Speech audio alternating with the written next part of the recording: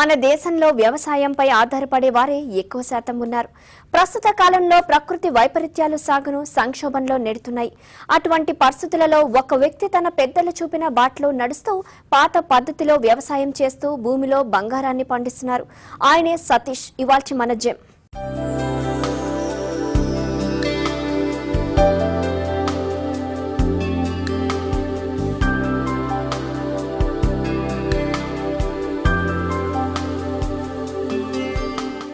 రైతులు చేసే వ్యవసాయం వల్లే మన దేశంలో ఎక్కువ శాతం ఆధారపడుతున్నారు. అటువంటి సేద్యాన్నే నమ్ముకున్న ఒక వ్యక్తి అద్భుతాలు చేస్తున్నాడు. పశ్చిమ గోదావరి జిల్లా దెందులూరు మండలం సీతంపేట గ్రామానికి చెందిన జి సతీష్ బాబు అతి తక్కువ ఖర్చుతో పశువుల ఎరువుతో వ్యవసాయం చేస్తూ భూమి నుండి బంగారం పండిస్తున్నాడు. మన సాంప్రదాయమైన వ్యవసాయంతో పాటు ఈ మెకనైజేషన్ కూడా జోడించుకున్నట్టయితే నాణ్యమైన పంట, దానితో పాటు లాభాలు, నాణ్యమైన ఉత్పత్తులు రావటం వలన అందరికీ ఆరోగ్యంతో పాటు లాభాలు కూడా ఉంటాయి.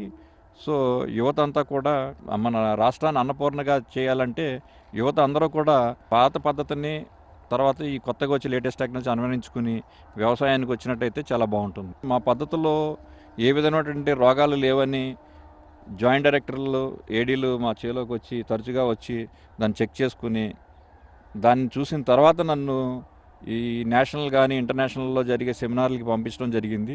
ఈ ఏడాది వచ్చిన వరదల వల్ల కొన్ని చోట్ల పంటలు సరిగ్గా పండకపోగా మరికొన్ని చోట్ల మాత్రం దోమపోటు వల్ల పంటలు దెబ్బతింటున్నాయి. కానీ సతీష్ పంట మాత్రం దోమపోటుకు గురవ్వకపోవడంతో అందరూ ఆశ్చర్యపోతున్నారు. దీనికి కారణం ఆయన శాస్త్రీయ పద్ధతిలో వ్యవసాయం చేయటమే అని అంటున్నారు.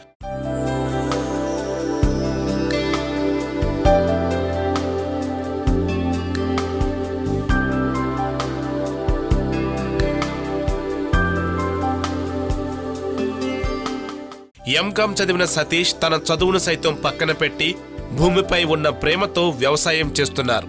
చదువులో మాత్రమే కాదు, స్పోర్ట్స్ లో కూడా బెస్ట్ అనిపించుకున్న సతీష్ చిన్నప్పుడే నేషనల్ స్పోర్ట్స్ అయిన హాకీని ఎంచుకున్నాడు. కేవలం ఆడటమే కాదు, జాతీయ స్థాయిలో రాణించారు. ఆంధ్ర విశ్వవిద్యాలయం జట్టు కెప్టెన్ గా కూడా వ్యవహరించారు. అంతేకాదు 7 సార్లు జాతీయ స్థాయి పోటీల్లో పాల్గొన్నారు.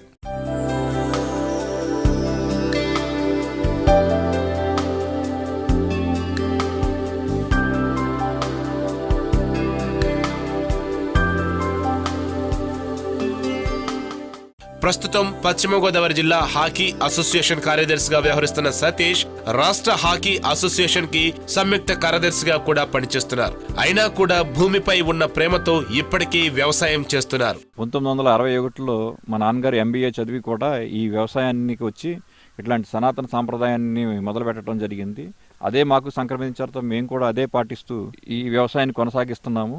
తక్కువ ఖర్చు, మందులు లేవు, తర్వాత నాణ్యమైన పంట, దీంట్లో లాభాలు. అందుకని మేము ఎప్పుడు కూడా నష్టపోయింది, వ్యవసాయకంగా నష్టపోయింది లేదు. పాత పద్ధతిలో ఈ కుప్పలు వేయటం కూడా జరుగుతూ ఉంది. ఈ కుప్పలు వేయటం వలన కూడా మనకి క్యూరింగ్ అయిన తర్వాత వచ్చే ధాన్యం కూడా చాలా ఆరోగ్యానికి మంచిది. దాంట్లో అన్ని న్యూట్రియంట్స్ కూడా ఉంటాయి. గతంలో వ్యవసాయం చేసే రైతుల దగ్గర పాడి పశువులు ఎక్కువగా ఉండేవి. ఎప్పుడైతే భూములను కౌలుకు ఇవ్వటం మొదలుపెట్టారో అప్పటి నుండి వ్యవసాయంలో ఎన్నో మార్పులు చోటు చేసుకున్నాయి. వ్యవసాయంలో పశువుల ప్రాధాన్యం తగ్గిపోయింది. దీనివల్ల పాడి పశువుల సంఖ్య క్రమేణా తగ్గిపోయింది.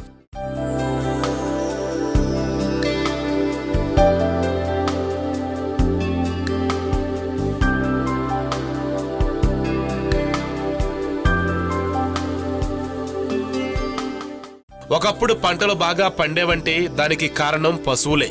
భూమి ఆరోగ్యంగా ఉన్నప్పుడే మనం ఆరోగ్యంగా ఉంటాం.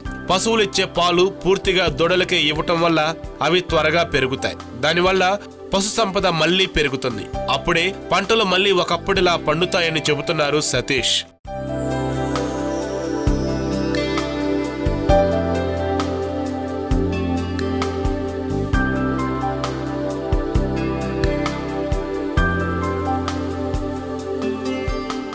ఈ నెల 4-5 తేదీల్లో మధ్యప్రదేశ్లో CSRI వారు నిర్వహించిన సెమినార్లో 22 మంది పాల్గొనగా వీరిలో 21 మంది శాస్త్రవేత్తలు కాగా అందులో పాల్గొన్న ఒకే ఒక్క రైతు సతీష్ కావటం విశేషం. అంతేకాదు ఈ ఏడాది నవంబర్ 15న రైతు దినోత్సవం సందర్భంగా Indian council of agriculture research వారి అనుబంధ సంస్థ అయిన directorate of rice research Hyderabad వారు సతీష్ బాబుకు కేంద్ర మంత్రి బండారు దత్తాత్రేయ చేతుల మీదుగా ఉత్తమ రైతు అవార్డు ఇచ్చి సత్కరించారు.